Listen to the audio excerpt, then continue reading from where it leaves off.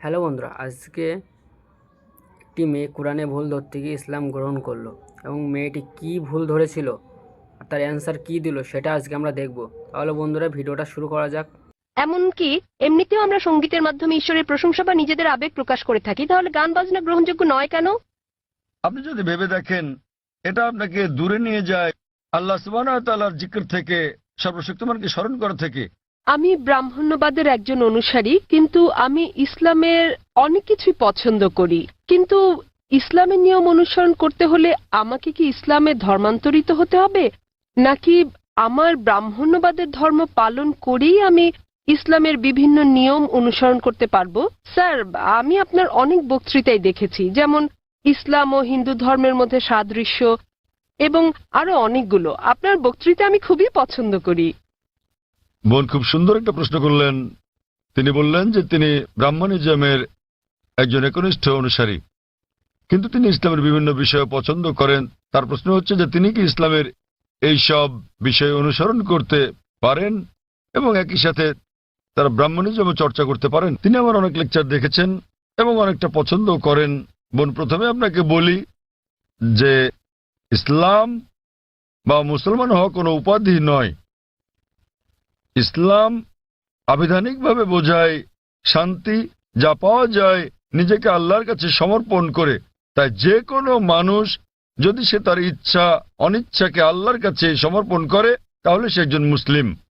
শুধুমাত্র মোহাম্মদ, জাকির, আব্দুল্লাহ, সুলতান, শাকির নাম হলে মুসলমান হওয়া যায় না, বা ফাতিমা, আয়েশা, এইসব নামগুলো আপনাকে মুসলিম বানাবে না।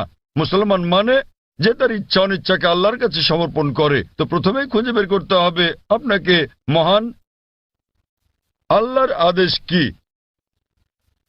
বোন বলেছেন যে তিনি ব্রাহ্মণিজমের একজন একনিষ্ঠ অনুসারী এবং তিনি ইসলামেরও বিভিন্ন বিষয় পছন্দ করেন। আর তিনি আমার অনেক টেপ, অনেক বক্তৃতা দেখেছেন, যার মধ্যে ইসলাম ও হিন্দুইজমের সাদৃশ্য আছে। যদি এটা দেখে থাকেন, তাহলে উত্তর দেওয়াটা আমার জন্য সহজ হবে, আপনার পক্ষে বোঝাটাও সুবিধা হবে। আপনি যদি দেখে থাকেন আমার হিন্দুইজম ইসলামের সাদৃশ্য নিয়ে বক্তৃতা, যেটা আমি বোধহয় প্রথম শান্তি সম্মেলন চেন্নাইয়ে দিয়েছিলাম, ইসলাম ও হিন্দু ধর্মের মধ্যে সাদৃশ্য। বোন, আপনি যদি ভেবে দেখেন, এমনকি যদি হিন্দু ধর্মের বইগুলোও পড়ে থাকেন, হিন্দু ধর্মগ্রন্থগুলো বলে যে নিজের ইচ্ছাকে ঈশ্বরের কাছে সমর্পণ করবেন। কিন্তু আমি যেটা বললাম যে সময়ের সাথে সাথে পূর্বের সকল ধর্মগ্রন্থ আগের মতো অবিকৃত অবস্থায় নেই। সেগুলো বিকৃতি এসেছে, জালিয়াতি হয়েছে, দুর্নীতি ঘটেছে। বেশিরভাগ পণ্ডিতগণই এই ধর্মগুলোর বিষয়ে, হোক সেটা হিন্দুইজম অথবা হোক খ্রিস্টানিজম অথবা ইহুদি ধর্ম, তারা একমত যে তাদের ধর্মগ্রন্থগুলো অবিকৃত রূপে সংরক্ষিত নেই। আর আপনি যদি আমার বক্তৃতা শুনে থাকেন, আমি শুরুতে যা বলেছিলাম, মহাভারত একটা গল্প যা অর্জুনের পিতামহ কর্তৃক বর্ণিত। এতে আছে ৮,০০০ শ্লোক। এরপর সময়ের সাথে সাথে পরিবর্তিত হতে হতে এতে চলে এলো ২৪,০০০ শ্লোক। এখন এর মধ্যে আছে ১,০০,০০০-এরও বেশি, ১,০০,০০০-এর বেশি শ্লোক। এটি কার কথা? মহাভারতের পণ্ডিতগণের। তো সময়ের সাথে সাথে সেগুলোতে হস্তক্ষেপ হয়েছে, তথ্য বিকৃতি ঘটেছে, কিন্তু তা সত্ত্বেও এরকম পরিবর্তনের পরও সবগুলো ধর্মগ্রন্থেই সর্বশক্তিমান ঈশ্বরের বাণী অবশিষ্ট রয়েছে। এবং আপনি যদি আমার বক্তৃতা শুনে থাকেন, সকল ধর্মের মূল কথা হচ্ছে সর্বশক্তিমান ঈশ্বর একজনই। তার কোনো মূর্তি নেই, তার কোনো ছবি নেই। সবগুলো ধর্মই বলে থাকে ঈশ্বর একজনই। আপনি হয়তো শুনেছেন আমার লেকচারে আমি বলেছিলাম বিভিন্ন জায়গায়, যেমন ছান্দোক্য উপনিষদে অধ্যায় নম্বর ৬ অনুচ্ছেদ নম্বর ২ শ্লোক ১, মহান ঈশ্বর এক, অদ্বিতীয়। এবং শ্বেতাজ্বর উপনিষদ অধ্যায় নম্বর ৪ শ্লোক নম্বর ১৯ এবং যজুর্বেদ অধ্যায় ৩২ শ্লোক ৩ বলা আছে, মহান ঈশ্বরের কোনো প্রতিমা নেই, তার কোনো ছবি নেই। প্রতিমা মানে হচ্ছে মূর্তি, ফটোগ্রাফ, রেখাচিত্র, ছবি, ভাস্কর্য, মূর্তি, পুতুল। তাই ঈশ্বরের কোনো প্রতিমূর্তি নেই, কোনো ফটোগ্রাফ নেই, কোনো রেখাচিত্র নেই, কোনো ছবি নেই, কোনো ভাস্কর্য নেই, কোনো মূর্তি নেই, কোনো পুতুল নেই। তাই সকল ধর্মগ্রন্থই জোর দেয় সর্বশক্তিমান ঈশ্বরের একত্বের উপর। আর হিন্দু ধর্মের ব্রহ্মসূত্রটি হচ্ছে एकम ब्रह्म द्योतय नास्ते नैना नास्ते किंचन। भगवान एक ही है, दूसरा नहीं है, नहीं है, नहीं है, जरा भी नहीं है। ঈশ্বর একজনই, দ্বিতীয় কেউ নেই, কেউ নেই, কেউ নেই, কোথাও কেউ নেই।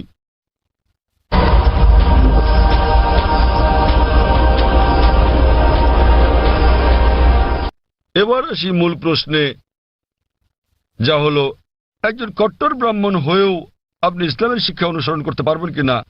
বোন, একজন সাধারণ ব্রাহ্মণের পক্ষে মুসলিম হওয়ার চেষ্টা করাটা কঠিন, কিন্তু যদি কঠোর ব্রাহ্মণ হয়ে থাকেন, বেদকে কঠোরভাবে মেনে চলেন, তাহলে আপনার ইচ্ছা অনিচ্ছা ঈশ্বরের কাছে সমর্পণ করতেই হবে।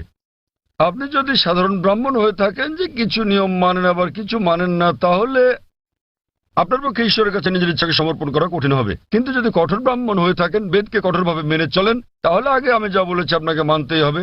3টি পংক্তি আমি বলেছি যে আপনাকে এক ঈশ্বরে বিশ্বাস করতে হবে, আপনি মূর্তি পূজা করতে পারবেন না। আপনাকে বিশ্বাস করতে হবে যে ঈশ্বর এক, তার কোনো প্রতিচ্ছবি নেই, কোনো ফটোগ্রাফ নেই, কোনো মূর্তি নেই। এবং যদি আপনার ধর্মগ্রন্থগুলো পড়ে থাকেন, সেগুলোতে সর্বশেষ এবং চূড়ান্ত নবী মুহাম্মদ সাল্লাল্লাহু সাল্লামের আগমনের কথা উল্লেখ করা হয়েছে। আর আপনি যদি আমার বক্তৃতা ইসলাম ও হিন্দু ধর্মের মধ্যে সাদৃশ্য আর হিন্দু ধর্মে মোহাম্মদ সাল্লাল্লাহু সাল্লাম এই দুটো দেখে থাকেন, আমি বিস্তারিত আলোচনা করছি যে নবী মুহাম্মদ সাল্লাল্লাহু সাল্লামের কথা আপনাদের ধর্মগ্রন্থে আছে। তাই যদি আপনি খারাপ ব্রাহ্মণ হয়ে থাকেন, তাহলে আপনার এটা বিশ্বাস না করার কোনো সুযোগ নেই যে ঈশ্বর এক, তার কোনো চিত্র নেই, কোনো মূর্তি নেই। এবং আপনাকে এটা বিশ্বাস করতে হবে যে মহান ঈশ্বরের সর্বশেষ দূত, সর্বশেষ বার্তাবাহক কল্কি অবতার হচ্ছেন নবী মুহাম্মদ সাল্লাল্লাহু সাল্লাম। কিন্তু যখন আপনার ধর্মগ্রন্থ বলে যে আপনাকে কল্কি অবতার চূড়ান্ত দূতকে অনুসরণ করতে হবে, তো যখন আপনি এই দূত নবী মুহাম্মদ সাল্লাল্লাহু আলাইহি ওয়াসাল্লামের বাণীগুলো পড়বেন, তখন আপনি দেখবেন যে এই কথাগুলো আপনার ধর্মগ্রন্থগুলোতে যা লেখা আছে তার সাথে মিলে যাচ্ছে। আবার একই সাথে দেখবেন এটা আপনার ধর্মগ্রন্থের অনেক কথার বিরুদ্ধে যাচ্ছে। তো এখন আমরা মনে করি যে কোরআন সর্বশক্তিমান আল্লাহর শেষ ও চূড়ান্ত নির্দেশনা, যা নাজিল করা হয়েছিল সর্বশেষ ও চূড়ান্ত নবী মুহাম্মদ সাল্লাল্লাহু আলাইহি সাল্লামের উপরে। এই কোরআন হলো ফোরকান, এটা হলো ন্যায় এবং অন্যায়ের পার্থক্যকারী। তাই কোরআনের সাথে যা যা মিলে যায়, সেটা যদি বাইবেলে উল্লেখ থাকে অথবা থাকে বেদে অথবা মহাভারতে অথবা রামায়ণে, নিশ্চিতভাবে আপনি ধরে নিতে পারেন যে তা হয়েছে সর্বশক্তিমান ঈশ্বরের ইচ্ছা ও আদেশ অনুসারেই। যদি সেটা বিরুদ্ধে যায়, আপনাকে মানতে হবে যে এটা হচ্ছে সর্বশক্তিমান ঈশ্বরের ইচ্ছা ও আদেশের বিপরীত। তাই আপনি যদি একনিষ্ঠ ব্রাহ্মণ হন, ব্রাহ্মণিজম চর্চা করে থাকেন, আপনাকে এক ঈশ্বরে বিশ্বাস করতে হবে, মূর্তি পূজার বিরোধিতা করতে হবে। আর আপনি যদি আমার সেই বক্তৃতা ইসলাম ও হিন্দু ধর্মের সাদৃশ্য শুনে থাকেন, সেখানে যা বলা হয়েছে, আপনি যদি কমপক্ষে ইনশাআল্লাহ এগুলো আপনাকে জান্নাতে নেওয়ার জন্য যথেষ্ট হবে ইনশাআল্লাহ। তাই আপনি যদি আমার বক্তৃতা ইসলাম ও হিন্দু ধর্মের মধ্যে সাদৃশ্য শুনে থাকেন, সর্বশক্তিমান ঈশ্বরের একত্ববাদ সম্বন্ধে, নবী মুহাম্মদ সাল্লাল্লাহু আলাইহি সাল্লাম সম্বন্ধে, কিভাবে সালাত আদায় করা যায়, মদ খাওয়া যাবে না, শুকরের মাংস খাওয়া যাবে না, যা কোরআনের সাথে সাথে আপনাদের ধর্মগ্রন্থ বলা আছে, আপনাদের বেদে শালীনতার বিষয়ে বলা আছে যে মহিলাদের নিজেদের আবৃত রাখা উচিত, যা কোরআনেও বলা আছে। তাই আমার সেই বক্তৃতায় যা যা আমি বলেছি, আরো অনেক বিষয় আছে, কিন্তু আপনি যদি শুধু এই বিষয়গুলো ভালোভাবে অনুসরণ করেন বোন, ইনশাল্লাহ ইনশাল্লাহ এগুলো আপনাকে এই পরীক্ষায় পাশ করিয়ে দেওয়ার জন্য যথেষ্ট। আপনি চাইলে আরো অনেক কিছু অনুসরণ করতে পারেন, কিন্তু কমপক্ষে এই বিষয়গুলো, এই প্রধান বিষয়গুলো যা আমি উল্লেখ করেছি, কিন্তু আপনার ধর্মগ্রন্থে যা বিতর্কিত, আপনার তা অনুসরণ করা উচিত নয়। কারণ আপনাদের পণ্ডিতগণই বলেন যে এটা সময়ের আবর্তনে পরিবর্তিত হয়ে গেছে। আমাদের বুঝতে হবে যে এই বিষয়গুলো হচ্ছে তথ্য বিকৃতি, হস্তক্ষেপিত, সত্যের অতিরঞ্জন। তাই মিলগুলো শুধু অনুসরণ করেন, ইনশাল্লাহ ইনশাল্লাহ আপনি একজন ভালো ব্রাহ্মণ হতে পারবেন। আপনি নিজ ধর্মগ্রন্থের অনুশাসন মেনে চলেন, যা ফুরকান এবং কোরআনের সাথে মিলে যায়, এবং ইনশাল্লাহ একজন নিয়মনিষ্ঠ মুসলমানও হতে পারেন। তো আশা করি ইনশাল্লাহ যে সর্বশক্তিমান আল্লাহ আপনাকে হৃদায়ত দান করুন। বোন, আপনি কি বিশ্বাস করেন ইসলাম ও হিন্দু ধর্মের সাদৃশ্য নিয়ে আমি আলোচনায় যে কথাগুলো বলেছিলাম? হ্যাঁ স্যার, পুরোপুরি। বোন, আমার লেকচারের কথাগুলোর সঙ্গে আপনি একমত? জি স্যার। আপনি কি নিয়মগুলো মানতে রাজি আছেন? হ্যাঁ হ্যাঁ, রাজি আছি। তাহলে আপনি যেহেতু এগুলো মানতে রাজি আছেন, আমি যা বলেছি, সুতরাং আপনি প্রকৃতই নিজের ইচ্ছা অনিচ্ছাকে আল্লাহর কাছে সমর্পণ করলেন। আরবিতে আপনি বলতে পারেন মুসলমান, বাংলায় বলতে পারেন আল্লাহর কাছে নিজের ইচ্ছাকে সমর্পণকারী। তো যদি একমত হন যে ধর্মগ্রন্থগুলোতে বলা আছে এক ঈশ্বরের উপাসনা করতে হবে, তিনি ছাড়া আর উপাস্য নেই, মূর্তি পূজা করা অন্যায়, আপনি যদি সর্বশেষ ও চূড়ান্ত নবী কলকি অবতার মুহাম্মদ সাল্লাল্লাহু আলাইহি সাল্লাম এবং তার শিক্ষার উপর বিশ্বাস রাখেন, তাহলে আমার মতে আমি যদি আরবিতে বলি, আমাকে বলতে হবে যে আপনি ইসলাম ধর্ম পালন করছেন এবং আপনি একজন মুসলিম। বোন, আপনি কি একমত আছেন? জি স্যার, একমত। তাহলে আপনি কি জনসমক্ষে বলতে পারবেন যে আরবি নিয়মে আপনি একজন মুসলিম? বোন, আপনি কি আরবি নিয়মে ঘোষণা দিতে পারবেন এটা? যেহেতু আপনি মেনে নিয়েছেন একজন ঈশ্বর এবং নবী মুহাম্মদ সাল্লাল্লাহু আলাইহি সাল্লাম সর্বশেষ ও চূড়ান্ত নবী, তো আপনি কি ঘোষণা দিতে পারবেন যে আপনি একজন মুসলিম? আমি বলছি না যে আমি একজন মুসলিম, যদিও আপনি যা বলেছেন আমি তার সাথে একমত। এখন আপনি যদি মেনে নেন যে ঈশ্বর একজন এবং তার হ্যাঁ। কোনো মূর্তি বা ছবি নেই এবং একমাত্র তারই উপাসনা করতে হবে, আর আপনি যদি মেনে নেন যে নবী মুহাম্মদ সাল্লাল্লাহু আলাইহি সাল্লাম আল্লাহ প্রেরিত দূত, এই দুটোই যথেষ্ট আপনাকে ইসলাম ধর্মের জগতে নিয়ে আসার জন্য। আপনি পাশ করেছেন। অন্যান্য বিষয়গুলো পরে আসবে। তো আপনি যদি মানেন ঈশ্বর এক, তার কোনো প্রতিচ্ছবি নেই, আপনি যদি মূর্তি পূজা করতে অস্বীকার করেন এবং আপনি মানেন যে নবী মুহাম্মদ সাল্লাল্লাহু আলাইহি সাল্লাম শেষ ও চূড়ান্ত নবী, তাহলে আপনি এই জগতে প্রবেশ করতে পারবেন ইনশাআল্লাহ, অথবা সঠিকভাবে বলতে গেলে এই জীবন দর্শনে। এবং ইনশাআল্লাহ এভাবে চর্চা চালিয়ে গেলে আপনি কি এই জীবনধারায় আসতে চান বোন? ঈশ্বর চাইলে হ্যাঁ, এই তো ইনশাআল্লাহ, মাশাআল্লাহ। তো বোন, আমি আবারও আপনাকে জিজ্ঞেস করতে চাই আনুষ্ঠানিকভাবে, বোন, আপনি কি বিশ্বাস করেন যে এক ঈশ্বর? হ্যাঁ করি। বিশ্বাস করেন যে সর্বশক্তিমান ঈশ্বর ছাড়া আর কারো উপাসনা করা উচিত নয়? হ্যাঁ হ্যাঁ। আপনি কি একমত যে মূর্তি পূজা ঠিক নয়? পুরোপুরি না হলেও কিছুটা একমত। না, দেখলেন তো, পুরোপুরি না কিছুটা, এটাই বলতে পারছেন না। আপনি এটা বলতে পারেন না যে কেকটা খেতে চাই, পেতে চাই। মূর্তি পূজা করা সঠিক নয়, নতুবা সঠিক। এর মানে ঈশ্বরের কাছে প্রার্থনার জন্য আপনার মূর্তি পূজার সাহায্য নিতে হবে না, কোনো মূর্তি পূজা করতে হবে না। আপনি কি মানেন যে ঈশ্বরের কোনো প্রতিরূপ নেই? হ্যাঁ। আচ্ছা, আপনি মানেন, এর মানে আপনি বলছেন ঈশ্বরের কোনো প্রতিমূর্তি নেই? হ্যাঁ। ঠিক আছে। আপনি কি মানেন যে নবী মুহাম্মদ সাল্লাল্লাহু আলাইহি সাল্লাম সর্বশেষ চূড়ান্ত নবী? আমি আসলে এইটুকু পর্যন্ত ভালো করে জানি না, কিন্তু অন্যগুলো আপনি যা বলেছেন আমি মানছি, কিন্তু আমি আসলেই সর্বশেষ বিষয়গুলো জানি না। আপনি কি মানেন যে তিনি আল্লাহ প্রেরিত দূত? হ্যাঁ মানি। আপনি মানেন তিনি আল্লাহর দূত? হ্যাঁ। চমৎকার, চর্চাটাই আসল। একজন নির্ভেজাল মুসলিম হওয়া সহজ কথা নয়, আমরাও চেষ্টা করছি।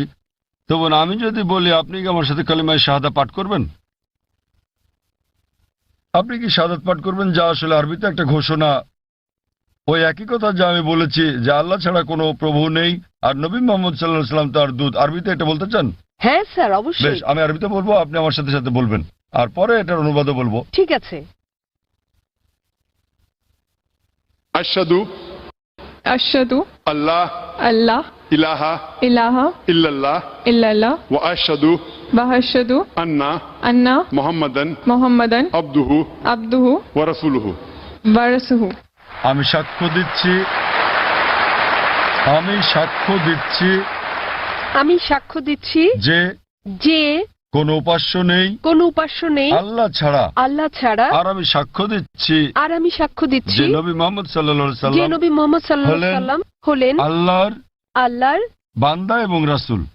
বান্দা এবং রাসূল। মাশাআল্লাহ বোন, ধন্যবাদ। এখন আপনি একজন মুসলিম এবং আমি প্রার্থনা করছি যেন আল্লাহ সুবহানাহু ওয়া তাআলা আপনাকে পথ প্রদর্শন করেন। আর আমি চাই যে ইনশাআল্লাহ সকল ভাই বোনেরা যখনই কেউ ইসলাম গ্রহণ করবেন, আপনারা তাকে জ্ঞানের দিক থেকে সাহায্য করবেন, এভাবে আপনারা সমাজ সেবা করতে পারেন। বোন, আপনার কাছে একটা অনুরোধ আমার, যে ইনশাআল্লাহ আপনি কোরআন অনুবাদ সহ পড়বেন, এমনকি যদি আগেও পড়ে থাকেন তবুও, এবং নির্দেশনাগুলো মেনে চলবেন, এবং ইনশাআল্লাহ আপনি তখন আল্লাহর কাছে নিজের ইচ্ছা সমর্পণকারী একজন নিষ্ঠাবান মানুষ হতে পারবেন, আর আমাদের জন্য দোয়া করবেন। হ্যালো বন্ধুরা, আমার ভিডিও আপনাদের কাছে কেমন লাগে সেটা অবশ্যই কমেন্ট করে বলবেন, আর চ্যানেলে নতুন হয়ে থাকলে চ্যানেলটা সাবস্ক্রাইব করে দেবেন। দেখা হচ্ছে পরের ভিডিওতে। Bye bye.